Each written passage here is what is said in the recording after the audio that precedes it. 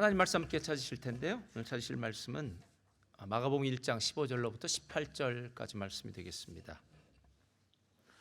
마가복음 1장 15절로부터 18절까지 말씀입니다. 우리 다 같이 한 목소리로 봉독해 올리겠습니다. 시작. 이르시되 때가 찼고 하나님의 나라가 가까이 왔으니 회개하고 복음을 믿으라 하시더라. 갈릴리 해변으로 지나가시다가 시몬과 그 형제 안드레가 바다에 그물 던지는 것을 보시니 어부라. 예수께서 이르시되 나를 따라오라. 내가 너희로 사람을 낚는 어부가 되게 하리라 하시니 곧 그물을 버려두고 따르니라. 아멘. 자, 우리 믿음의 선포 함께 하도록 하겠습니다. 믿음은 긍정적입니다. 믿음은 창조적입니다. 믿음은 소망적입니다. 나는 믿음의 사람입니다. 나는 주 안에서 행복합니다. 아멘. 아름다운 믿음의 역사가 있기를 주님의 이름으로 축원드립니다. 저는 여러분들과 함께 복음의 감격을 알고 싶은 이에게라는 제목으로 함께 은혜를 나누기를 원합니다. 예전에 보았던 10여 년 지난 영상이니까요. 또 영상을 보면서 야, 사람들이 이렇게 좋아하는구나, 기뻐하는구나 라는 것을 알았던 영상이 하나 있습니다. 오프라 윈프리 쇼에서 마지막이 되면은 사람들한테 이제 선물을 나눠주는 그런 장면이 나오는데 작은 상자죠. 작은 박스 하나씩을 주면서 이 안에 폰티악 차죠, 새 차, 스포츠 같은 폰티악 G6 새 차 열쇠가 있는데 그 자리에 한 100명 정도 모인 것 같아요. 그래서 그 열쇠가 나오는 사람은 그 차를 줄 것이다라고 이렇게 얘기하고 두두두두두 하면서 그 뚜껑을 엽니다. 그 자리에 있는 모든 사람들 상자 속에 열쇠가 담겨 있었습니다. 그랬더니 그 안에 완전히 난리가 나고요. 감격하고 어떤 사람들은 울기도 하고 기뻐하는 그런 모습들 아마 마지막의 영상으로 볼 텐데요. 그런 영상이 있었습니다. 가끔 사람들이 어떤 일에 감격하고 기뻐하는 모습을 보면서 야, 예수 믿는 것에도 저렇게 감격할까? 예수 믿고 구원받은 것도 저렇게 감격스러울까? 라는 질문을 던지게 돼요. 어쩌면 처음에 예수를 믿었을 땐 그런 감격이 있었을지 모르겠는데 시간이 지나면서 어느 사이인가 우리 마음이 좀 무뎌지기도 하고요. 또 신앙에도 매너리즘이 있을 테니까 매너리즘에 빠지기도 하고 또 게다가 사람이 이렇게 많은 교회 생활을 하다 보면 이 사람과 부딪히고 저 사람과 부딪히다 보면 처음에 가졌던 그 감격보다는 왠지 예수 믿는 것이 짐처럼 느껴지기도 하고 또 족쇄처럼 느껴지기도 하면서 감격을 잘 못 느낄 그런 때가 있다라는 겁니다.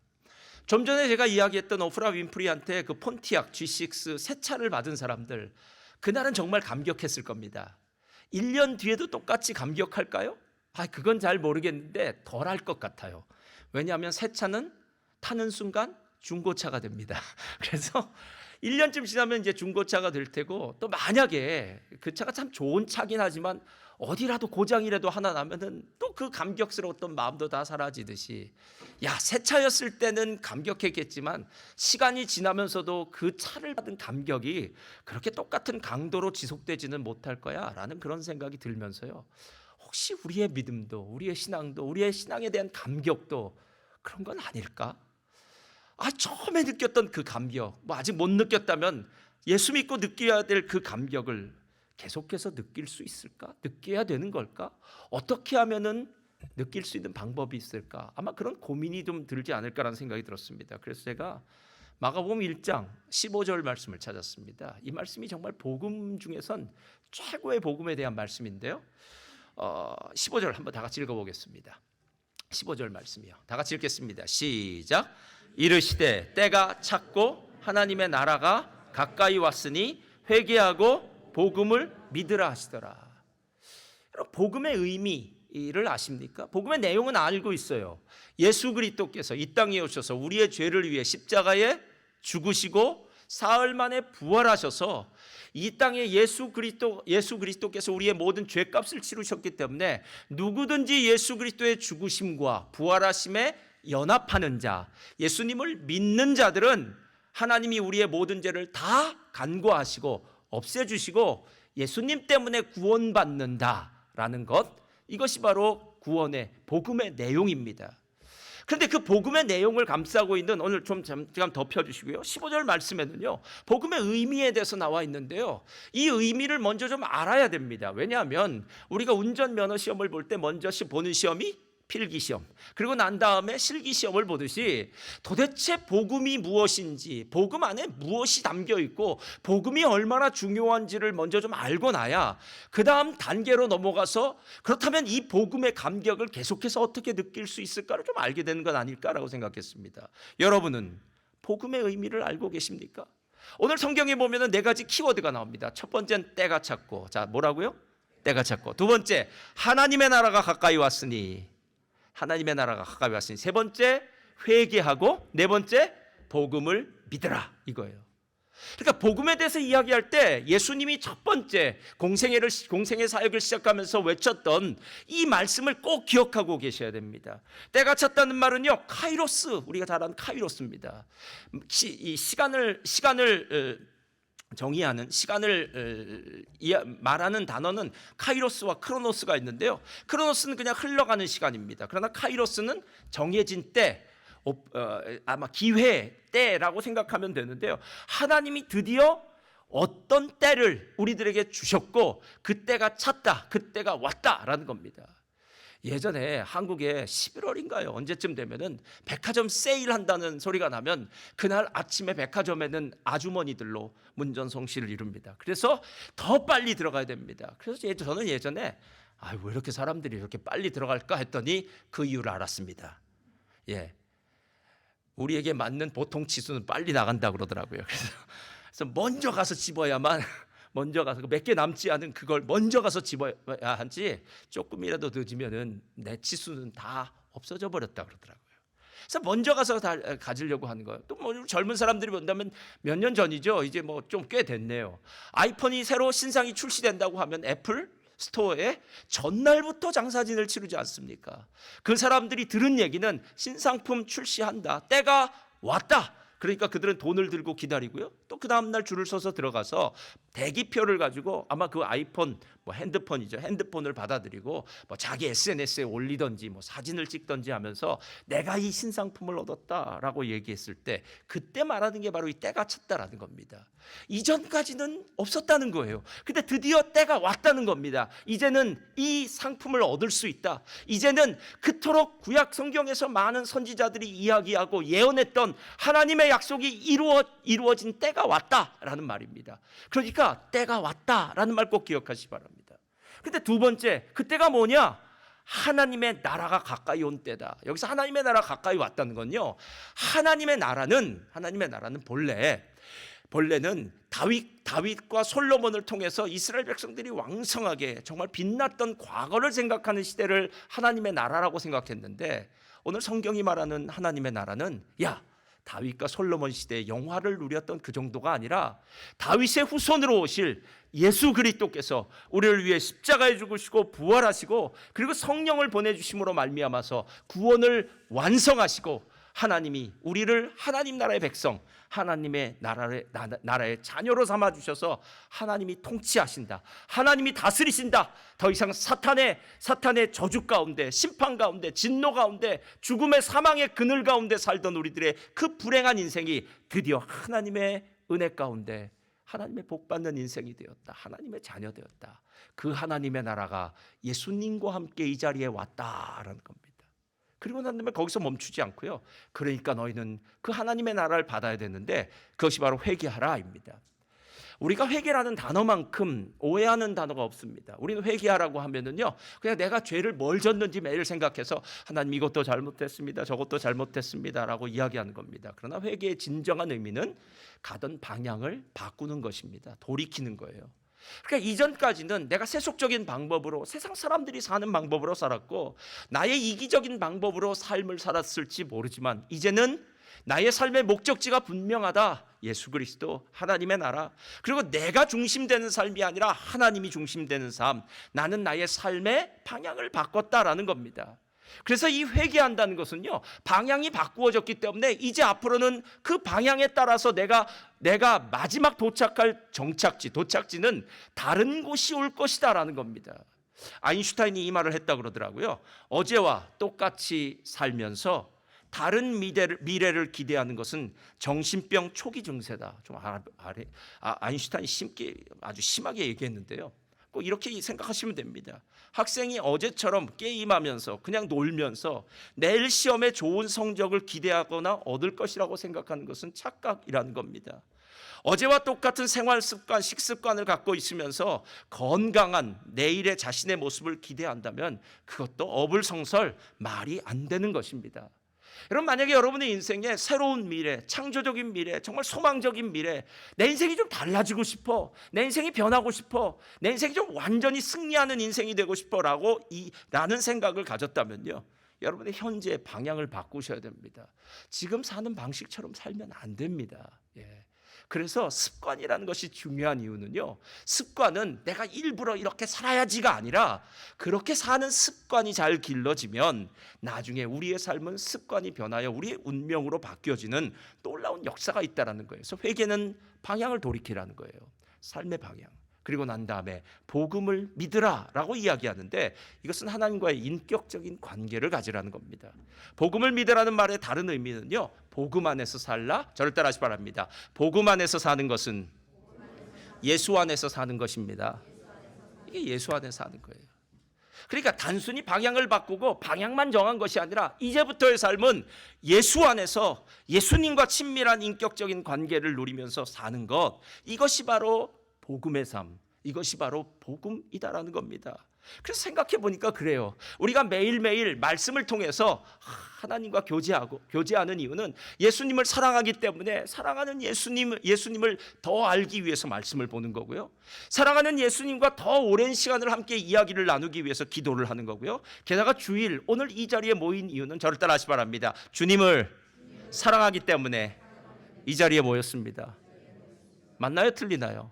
혹시 이 가운데요, 내가 주일 예배를 안 참석하면, 빠지면 내 이번 주에 무슨 큰일이 날지 몰라서 두려워서 교회에 왔습니다라고 생각하는 사람들은 그 마음을 다 버리시기를 바랍니다. 하나님 우리를 그런 식으로 대우하지 않으십니다.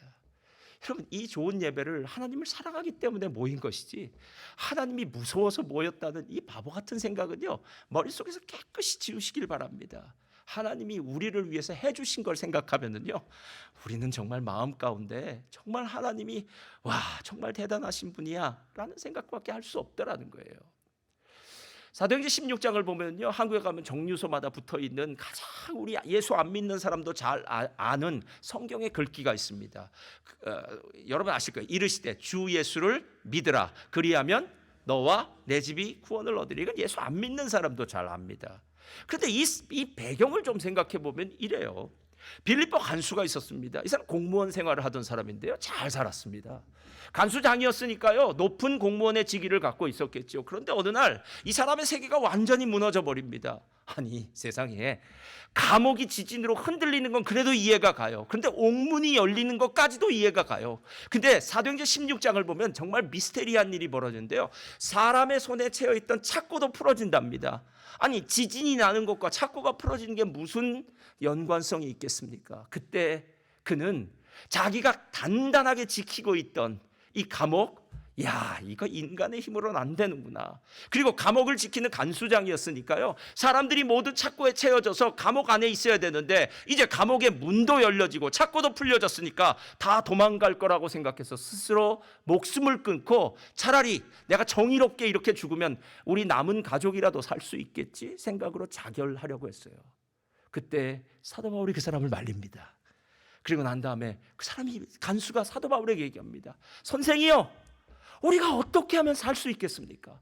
어떻게 하면 구원을 받을 수 있겠습니까? 어떻게 하면 내 이 극단적인 이 문제 속에서 내 삶이 해결될 수 있습니까? 라고 물었더니 그때 하는 말이 주 예수를 믿으라, 그리하면 너와 내 집이 구원을 얻으리라. 여러분, 실제로 우리의 삶 가운데는 위기의 순간이 옵니다. 어려운 순간이요? 살면서 어려운 순간 안 만나는 사람이 어디 있겠습니까? 여러분, 자녀를 키우면서 자녀가 한두 번 극심하게 아픈 적이 왜 없겠습니까? 정말로 부모라면은 애지중지 정말 귀하게 키운 그 자녀가 어느 날 밤새 열이 고열이 나서 뜬 눈으로 밤을 새우기도 하고요. 또 자녀들이 어느 날 갔는데 팔이 부러지든지 발이 부러지든지 교통사고가 나든지 어떤 일이 벌어져서 그 자녀를 보면서 눈물 흘리면서 시간을 보낸 것, 살다 보면 자녀 문제로 고통받지 않는 순간이 어디 있겠습니까? 살다 보면 가정생활, 부부관계가 힘들고 어려운 순간 왜 없겠습니까? 살다 보면은 건강에 문제가 생기지 않는 것 왜 없겠습니까? 살다 보면 어떤 위기, 어떤 문제가 다 있다라는 거예요. 근데 그 모든 위기와 문제 가운데 오늘 성경이 이야기하는 해답은 하나더라고요. 저를 따라하시기 바랍니다. 주 예수를 믿으라. 그리하면 너와 내 집이 구원을 얻으리라. 여러분, 이게 바로 그리스도의 문제, 이게 복음이에요. 이게 예수예요. 예수가 너의 삶의 주인이 되는 순간 사방으로 꽁꽁 막혀지고 도저히 이 문제는 풀 수 없다라고 모든 것을 포기하는 그 순간, 절망으로 가득 찬 그 순간이 변하여 소망으로, 희망으로 바뀌어지게 된다라는 겁니다. 이게 복음이고 이게 예수예요. 이게 얼마나 감사합니까, 여러분? 예. 그렇다면 이제 다시 또 처음에 했던 질문을 다시 해봐야 돼요. 여러분, 복음이 이렇게 대단한데 우리가 그 복음 안에서 정말 감격스러우십니까? 정말 기쁘십니까? 정말 행복하십니까? 다른 모든 문제가 내 삶에 산재했을지라도, 야, 나는 모든 문제 위에 주님이 나를 구원하셨다는, 내가 예수 안에 있다는, 내가 복음을 갖고 있다는 것 때문에 진짜 행복해. 나는 문제가 있는 거, 야, 이거 아무것도 아니야. 이런 분들은 도대체 몇 명이나 될까라는 생각이 들었어요. 모든 성도는 이제 인대인이다. 3명의 목사님들이 함께 연합해서 책을 한 권 썼어요. 우리 도서관에도 있는데요. 이 책에 보면은 우리의 현대 그리스도인의 신앙의 현주소를 이렇게 적나라하게 지적합니다. 이렇게 얘기해요. 현대교회의 많은 그리스도인들은 자신이 복음을 안다고 생각하는 경향이 있고, 또한 많은 목회자들도 복음 설교를 지루한 것처럼 여긴다. 이렇게 얘기해요. 그렇게 이런 말이죠. 누군가에게 집사님, 예수 그리스도의 복음으로 구원받았냐고 이런 얘기하면, 아유, 받았죠. 예수님의 복음이 이미 제가 잘 알고 있습니다. 예수님이 나를 위해 십자가 죽으신 거 아닙니까? 내가 예수님을 믿어 구원받는 거 아닙니까? 그래서 내 인생 나 죽으면 천국 갑니다. 나 하나님의 사람입니다. 그 사람이 지금 교회 나오든지 안 나오든지 이건 별 문제 없어요. 나는 복음을 알고 있다라고 생각해요. 그런데 평신도들이 알고 있다고 생각하는 건 그래도 나아요, 여러분. 뭐 그건 자기 착각일 텐데요. 착각일 테니까요. 근데 문제는 목회자들도 그렇다는 겁니다. 복음에 대해서 설교를 하려고 그러면, 아이고, 또 복음이야. 예수님이 나의 죄를 위해 십자가에 죽으시고 부활하시고. 아니, 어느 때까지 그런 설교를 할 거야? 언제까지 십자가 설교를 할 거야? 그거 말고 좀 쿨한 설교. 할렐루야. 쿨한 설교요? 예, 들으면 신나는 설교. 뭐 이런 설교 없냐라고 이렇게 목회자 스스로도 복음 설교는 지루한 것이다 라고 생각할 수 있다는 거예요. 여러분, 어떻게 생각하십니까? 여러분, 어떤 문제가 생겼을 때마다 우리에겐 텍스트가 있기 때문에 다시 성경에, 사도행전에 나와 있는 초대교회 신앙인들에게 한번 돌아가 봐야 돼요. 초대교회 신앙인들에게도, 초대교회 그리스도인들에게도 정말 복음은 식상했을까? 복음은 지루한 것일까?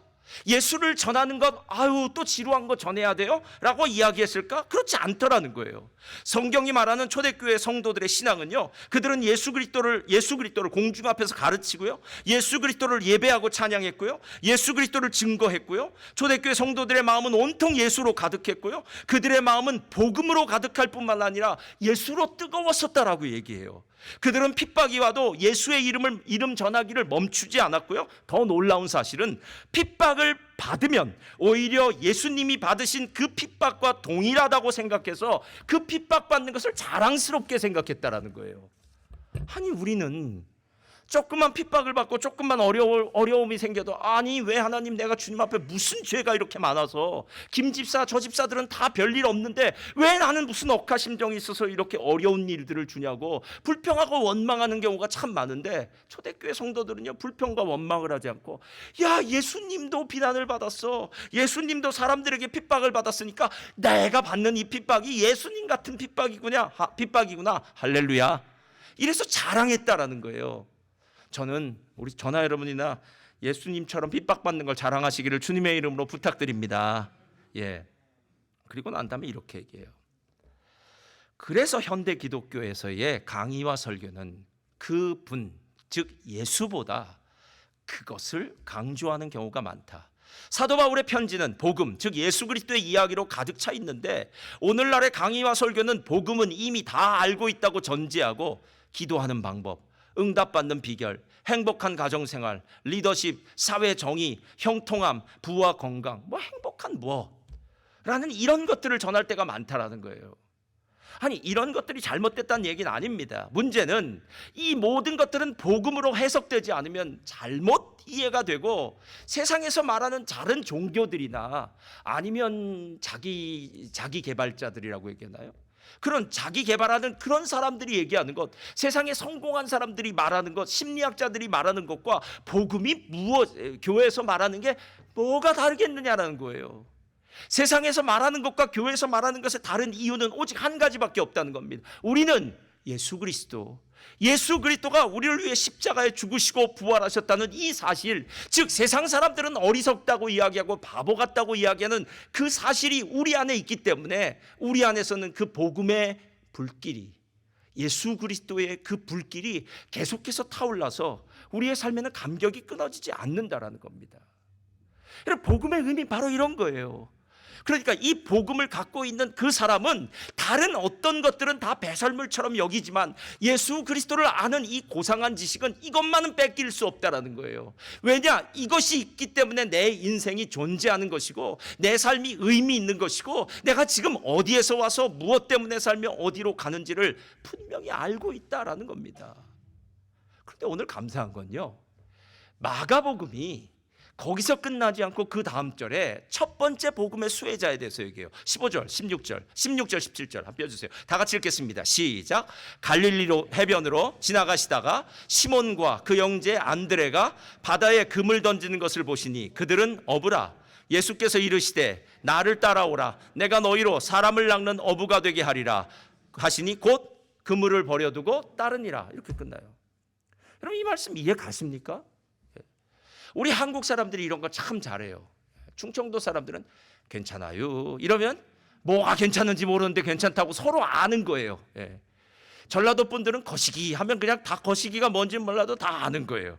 그래서 우리나라 말은요, 말을 들으면 안 되고 말 뒤에 숨겨져 있는 것, 이 글을 읽는 사람에게는 행간의 의미를 알아내야 된다, 이런 건데요. 말하는 사람은 자기 식대로 얘기하고 듣는 사람은 또 자기 방식대로 잘 해석해서 들어야 된다는 거예요. 꼭 이런 거랑 똑같습니다. 이제 성탄절이 다가옵니다. 아니, 무슨 선물을 가족을 위해서 사야 될까 생각하다가 아내한테 묻습니다. 여보, 이번 성탄절에는 무슨 선물을 갖고 싶어? 라고 얘기했더니 여러 가지 사지 말고 성탄절 양말 있잖아요. 크리스마스 양말. 그 양말이나 사와. 이렇게 얘기했다는 거예요. 그래서 이 남편이 진짜 가서 양말만 사왔어요.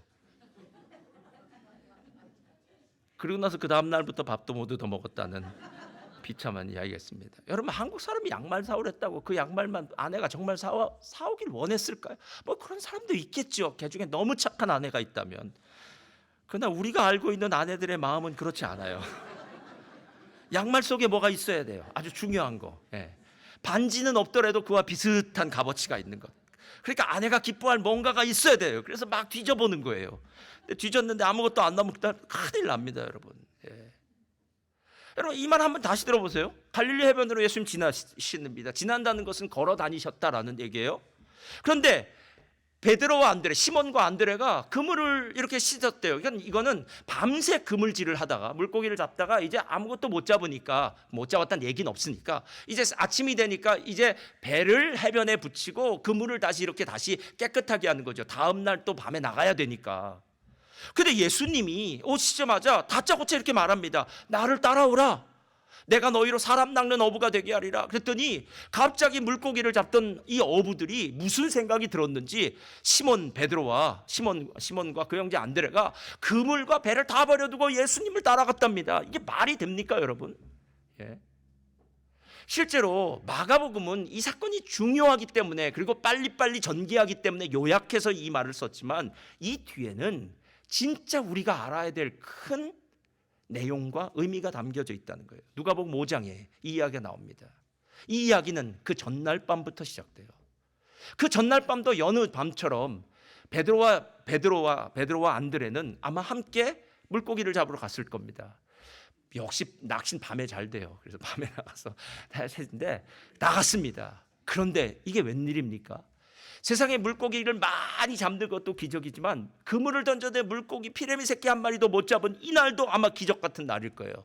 내 평생 이런 날은 없었어. 야, 운이 없어도 이렇게 지질이 운이 없을까? 집에서 아빠가 물고기를 많이 잡아서 가져와야 그걸 팔아서 뭐 다른 생활용품도 사고 먹을 것도 사고 자신들을 기다리고 있을 그 자녀들 아니면 아내, 가족들 생각하니까 눈앞이 캄캄합니다. 그런데 진짜 한 마리도 못 잡았어요. 그렇게 지치고 실망한 마음으로 이제 새벽이 다가옵니다. 이제 해변가에 배를 대고 이제 그물을 씻습니다. 그물을 깨끗게 한 건 그래도 또 내일은 있겠지. 절망 가운데 그물을 씻습니다. 그런데 어느 한 무리의 사람들이 쓱 지나가다가 한 남자가 베드로에게 이렇게 말합니다. 배를 좀 빌려주시오라고 얘기해요. 근데 여러분 그거 아세요? 제가 이번에 교회 오신 분이 얘기하는데 야, 구원은 이럴 수 있다라고 생각이 들었어요. 자, 믿음은 로마서 14장을 보면 뭐라고 이야기합니까? 믿음은 들음에서 나고 들음은 그리스도의 말씀에서 난다고 얘기해요. 이분이 교회를 왔는데 이렇게 얘기하시더라고요. 지난번에 우리 교회에서 바자회를 했습니다. 그렇죠? 바자회 때 왔대요. 부인이랑 같이. 그리고 나서 이걸 알았대요. 야, 멜번에 한국 사람들이 이렇게 많구나. 그냥 진짜 많더라고요. 한국 사람. 야, 어느 구석에 사는지 모르지만 야, 모든 구석에 살던 한국 사람들이 다 모였다 막 생각하면서 그때 사람 구경했어요. 그날 한국 사람들 구경하고 그랬어요. 근데 이 부인이 교회 예전부터 좀 교회를 다니신 분이니까 교회를 나왔어요. 근데 이분은 남편은 한 번도 교회 나오신 분이 아니에요. 그래서 교회를 안 나왔대요. 부인이 몇 주를 다니다 보니까 이제 교회가 좋아지니까 남편이 관심이 생겨서 그날 함께 예배를 들어왔답니다. 예배를 들어와서 예배를 듣는데 그분 이야기가 그래요. 그날 목사님이 겸손이라는 얘기를 하는데 그게 마음에 와닿다는 거예요. 그래서 무슨 설교인가 생각해 봤더니 제가 아마 마태복음 11장인가요? 그때 수고하고 무거운 짐진 자들아 다 내게로 오라 내가 너희를 쉬게 하리라 나는 마음이 온유하고 겸손하니 아마 그 말을 했는데 다른 것들은 기억이 나지 않는데 겸손이라는 단어가 크게 마음에 와닿대요. 그냥 한 번도 예수님 믿지 않았으니까 예배 참석한 적은 없고. 그런데 그 다음 주가 됐는데 이런 생각이 들더래요. 야, 이번 주는 무슨 설교를 또 할까? 하는 설교에 기대감이 생기더래요. 그래서 교회를 왔답니다. 그래서 교회를 몇 주간 오고 난 다음에 새가족도 하고 이제 12월 달에 세례도 받겠다고 난 예수님 믿는다고 이렇게 얘기를 하더라고요. 여러분 예수님의 말씀에는 권위가 있습니다. 이건 사람의 말이 아니기 때문에 그래요. 그걸 아이가 얘기하든 뭐 현지인이 얘기하든 한국 사람이 얘기하든 여자가 얘기하든 남자가 얘기하든 부자가 얘기하든 가난한 사람이 얘기하든 목사가 얘기하건 집사가 얘기하건 그것이 만약에 하나님의 말씀이라면 거기에는 권세 있는 말씀, 하나님의 권위가 있어요. 그래서 이 안에서 그 말씀이 들려질 때 마음이 움직이기 시작해요. 그래서 사단이 우리에게 제일 많이 사용하는 방법이 뭔 줄 아십니까? 말씀이 들리워지는 자리를 죽어라 피하는 거예요. 왜냐하면 말씀이 들리는 자리를 피하면 말씀을 듣지 않기 때문에 믿음이 생길 수가 없어요, 여러분. 그리고 어떤 경우에 믿음이 더 생긴 줄 아십니까? 이야, 여기 갔는데도 또 믿음의 사람 만나서 믿음의 이야기를 해요. 저기를 갔는데도 또 믿음의 사람을 만나서 믿음의 이야기를 해요. 이야, 내 주변에는 예수 믿는 사람밖에 없구나. 와, 내 인생도 참 힘들다라고 생각할 때 할렐루야. 하나님의 말씀이 들려지는 곳에 믿음의 역사가 있는 줄 믿습니다. 그래서 여러분 이 말씀이 들려질 때 믿음이 생기는 거예요. 그런데 베드로에게 말을 하면서 이렇게 얘기해요. 자, 좀 배를 빌려달라고 얘기를 하고 배를 띄우고 난 다음에 예수님이 마태복음 13장을 보니까 그 배에서 아니면 갈릴리호에서 예수님이 설교하신 내용은 하나님 나라에 대한 거더라고요.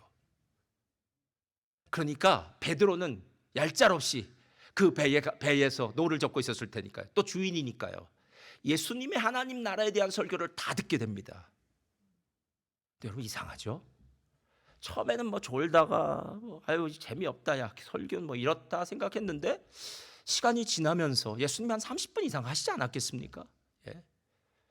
하나님 나라가 왠지 느껴지기 시작하는 거예요. 복음이 이 안에서 뭔가 꿈틀거리기 시작하는 거예요. 그런데 예수님이 하나님 나라에 대해서만 얘기하는 게 아니라 이제 나를 향해서 얘기하시는 거예요. 베드로야, 깊은 곳에 깊은 데로 가서 그물을 던지라 이렇게 얘기하는 거예요.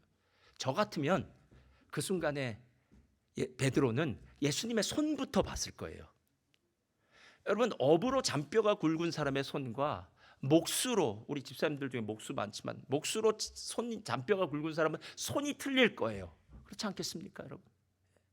손을 보면 알 거예요. 저 사람이 물고기에 대해서 좀 뭐 아는가 모르는가.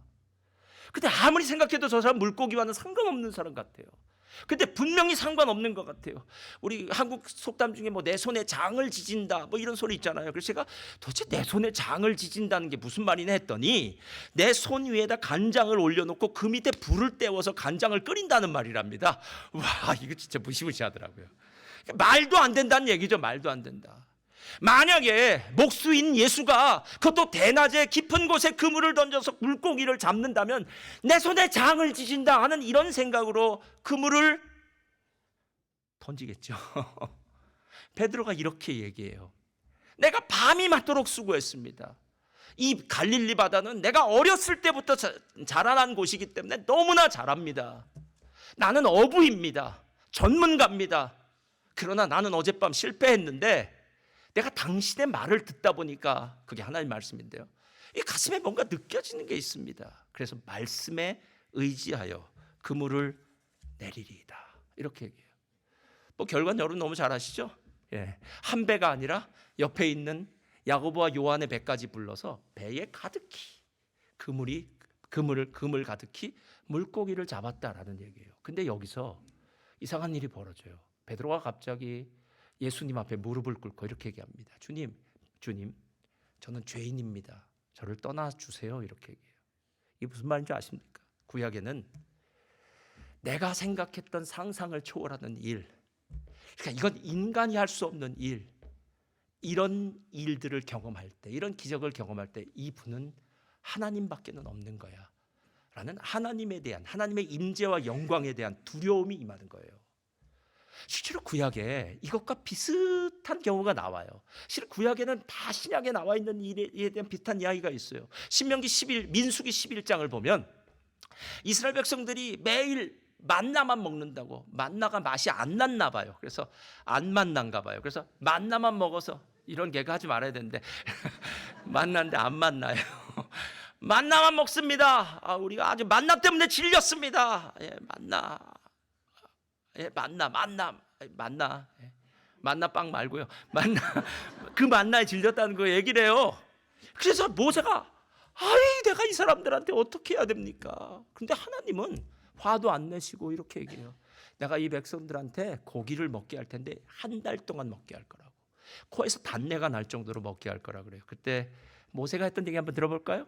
민수기 11장 21절 다 같이 한번 펴주세요. 시작.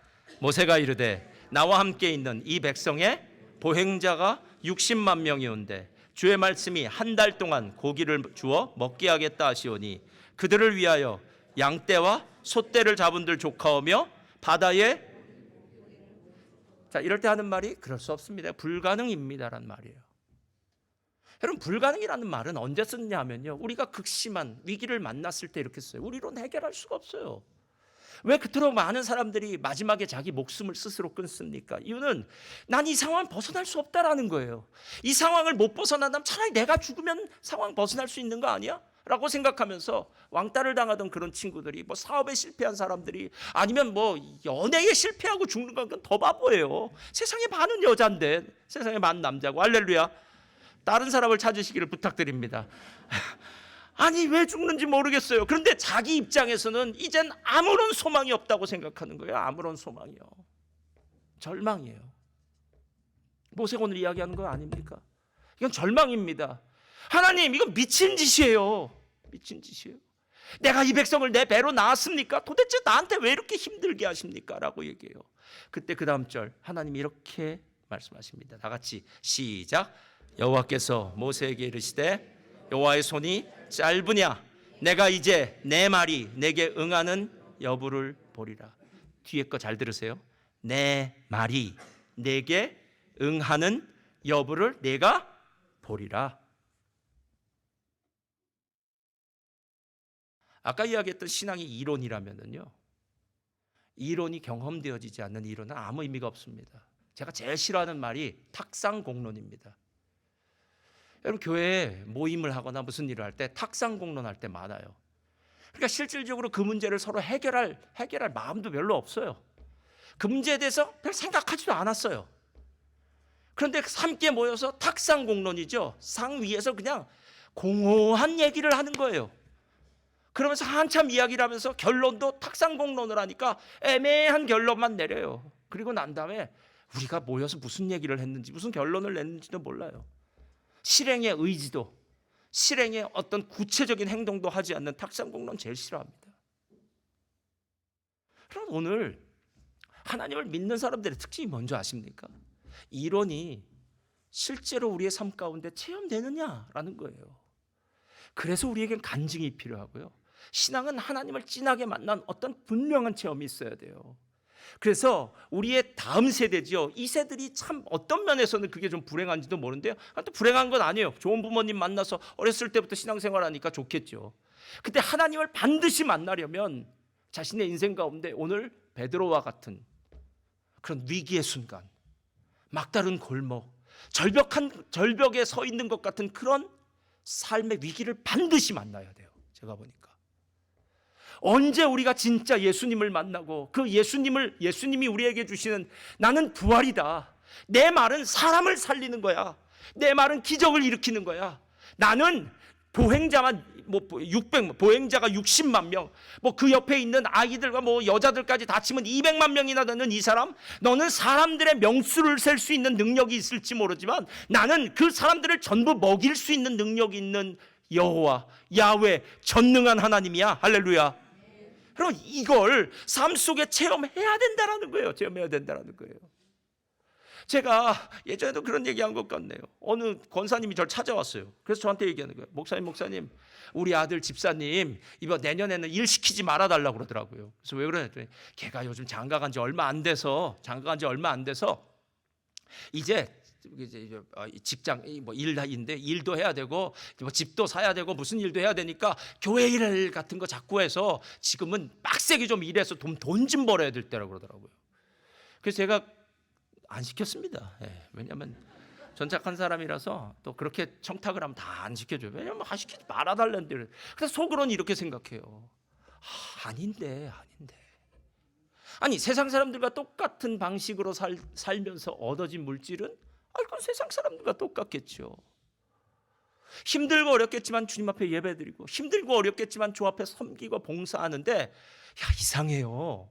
옛날 같으면 이 정도 돈 벌면 분명히 모자랐어야 되는데 1년이 지나고 보니까 돈이 남아있네요. 할렐루야. 예? 그래서 나도 신기해요. 왜 돈이 남는지. 그래서 다시 한번 물어보는 거예요. 왜 돈이 남지? 그냥 남는 거래요. 그래서 이상하다. 옛날에는 이렇게 살면 이렇게 장사하거나 이렇게 돈 하면 꼭 모자란데 왜 남지? 우리도 모르겠어요. 그때 우리는 하나님을 찬양하는 거예요. 그래, 우리가 하나님 일 열심히 하니까 또 하나님은 우리의 삶 가운데 이런 은혜를 베풀어 주시는구나 라는 생각을 하더라라는 거예요. 여러분, 복음의 능력, 예수 안에 사는 게 그냥 말만이면요 하나도 감격스럽지 않죠. 요즘 팬데믹 이후에 가장 큰 수혜자가 우리 CBS나 이런 CTS나 그런 우리 기독교 방송에서 가장 큰 수혜자는 새롭게 하소서하고 잘 먹고 잘 사는 법, 잘 잘 법이라고 그러더라고요. 그 두 가지가 팬데믹이니까 밖에 못 나가니까 또 사람들이 요즘 미디어로 좋은 말씀 듣는 사람들 좋아하니까 그 새롭게 하소서가 조회수가 어마어마하더라고요. 근데 저는 그것보다 더 놀라운 거는 도대체 어디서 그 많은 간증자들을 모집해 오는지, 끝도 한도 없어요. 이번 주도 한 3명 나올 겁니다. 다음 주도 3명 나올 거예요. 듣다 보면은 이런 삶도 있구나 생각하면서 하나님 정말 대단하죠 라는 생각이 들어요. 여러분, 언제까지 다른 사람의 간증이 여러분의 간증이 되겠습니까?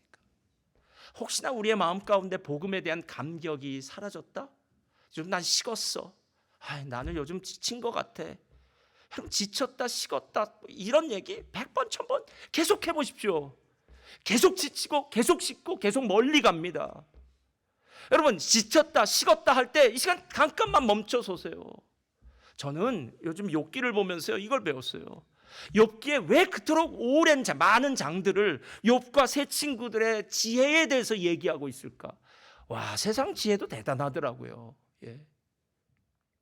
예수 그리스도라는 그 지혜의 보고와는 비교할 수 없지만 세상을 사는 사람들에게는 와, 대단하다. 욥도 새 친구도 정말 대단하다라고 생각이 돼요. 근데 여러분, 소크라테스가 했던 말 모르시는 분 없지 않습니까? 너 자신을 알라. 아니, 내가 누군지도 모르는데 무슨 일을 하겠습니까?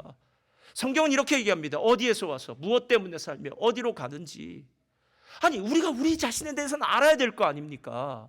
영원토록 살 거면 영원한 집을 지으십시오.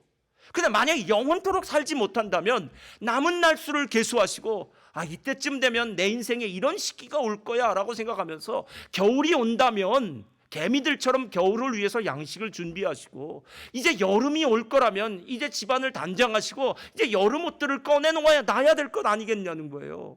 아니, 내 나이가 70, 80, 90에 이제 넘어간다면 분명히 우리는 외롭고 병들고 친구들을 하나 둘씩 갈 테니까요. 외롭고 병들고 힘들고 늙을 수밖에 없지 않겠습니까? 그러면 그때 내 삶이 어떤 삶을 살아야 될지에 대한 그때 시간들을 위해서 지금부터 기도해야 되지 않겠습니까? 준비해야 되지 않겠습니까? 하나님의 은혜를 구해야 되지 않겠습니까? 그리고 제가 보기에는요, 좋은 사람들을 많이 알아야 돼요. 예. 특히 젊은 사람들을 많이 알기를 부탁드립니다. 오래 살 테니까. 나보다 나이 드신 분들은 또 먼저 가실 수 있잖아요. 그러니까 외로울 수 있으니까 젊은 사람들한테 어떻게든지 잘해서 좋은 사람들을 많이 알고 나면 할렐루야, 세상의 지혜입니다. 예.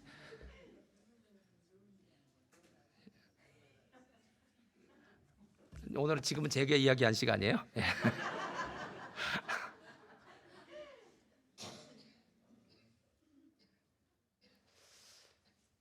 복음이 감격스럽지 않다라고 이야기할 때 복음을 몰라서 감격스럽지 않은 것이 아니라 복음의 능력이 경험되어지지 않기 때문에 그래요. 어떤 사람은 매일매일 성경을 보면서 하나님의 감격을 경험할 수 있어요. 하나님, 오늘은 어떤 새 일을 하나님께서 행하시겠습니까? 하나님, 오늘은 어떤 일로 내 마음을 기쁘시게 하시겠습니까? 오늘은 누구를 만나서 내가 정말 행복할까요? 이렇게 하루하루를 정말 신나는, 우리 옛날 신밧드의 모험이라고 그러잖아요. 신나는 모험을 하는 사람이 있는가 하면 어제도 오늘처럼, 오늘도 내일도 오늘처럼 그냥 별일 없이 오늘도 그냥 회사 나가서, 직장 나가서, 사업장 나가서 힘들고 어려운 일 억지로 하다가 다시 집으로 돌아와서 저녁 먹고 요즘 인터넷 좋으니까요, 유튜브나 보다가 자는 인생. 여러분, 이건 진짜 신앙이 아닙니다.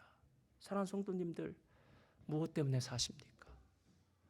복음의 감격을 잃어버렸다면 그 사람은 전부를 잃어버린 거나 다름없어요. 지나간 시간이 정말 후회스럽고 안타까운 이유는요, 왜 학창시절에 내가 공부를 열심히 하지 않았을까? 내가 왜 젊었을 때 더 그때 그 젊음을 누리고 열심히 살지 않았을까? 내가 왜 우리의 자녀들이 어렸을 때 그때 그 어린 자녀들과 함께 행복한 시간을 보내지 않았을까? 여러분, 실제로 시간이 지나고 난 다음에 우리의 지난 과거들은 다 후회가 되더라고요. 그런데 더 슬픈 일은 다시 돌아갈 수가 없어요.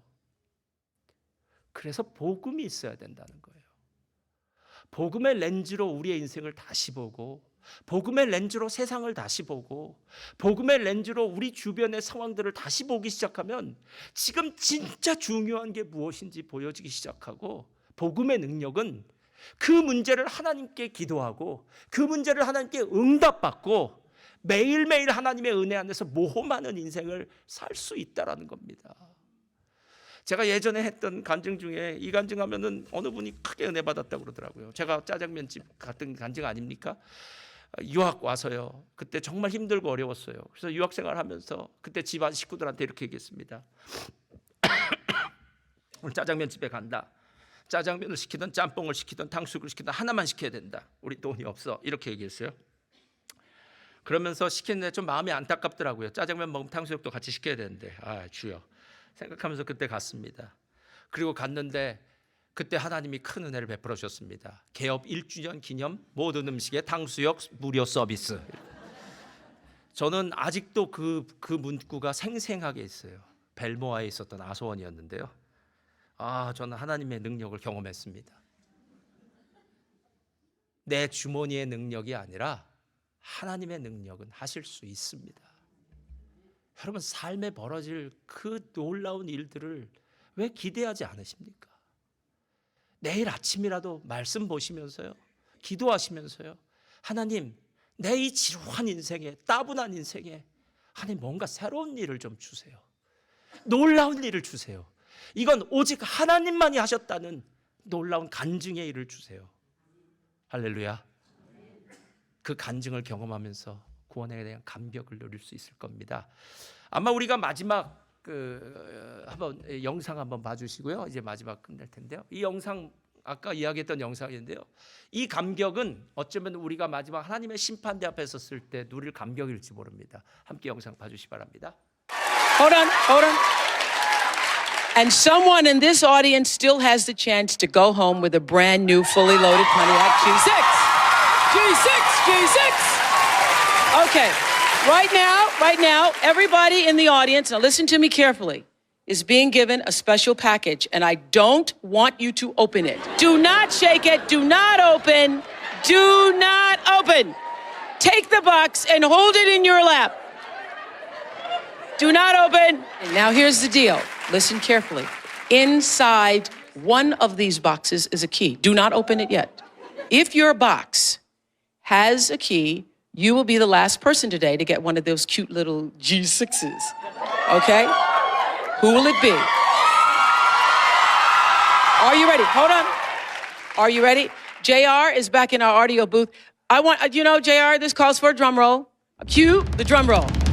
All right, open your boxes. Open your boxes. 1, 2, 3. You get a car! You get a car! You get a car!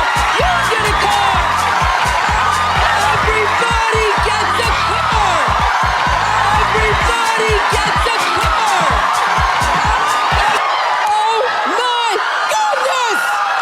Everybody gets a car! You get a car! You get a car! You get a car! You get a car! Everybody gets a car!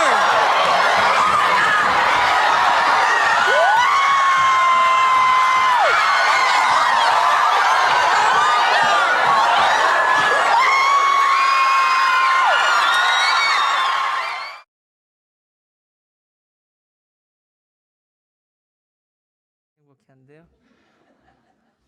여러분에게도 똑같이 나눠드리면 얼마나 행복할까요, 저희가. 근데 죄송합니다.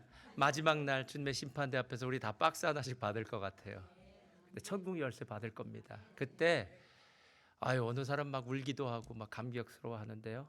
우리의 감격은 저 자동차 한 대 받은 것과는 비교할 수 없는 감격인데요. 이미 실은 우리는 예수님 안에서 그 박스를 받은 사람들입니다. 우리 차이트 옆으로 나와주시고요. 하나님의 부르심에는 우리 찬송 부르시고요. 제가 기도하고 마치도록 하겠습니다.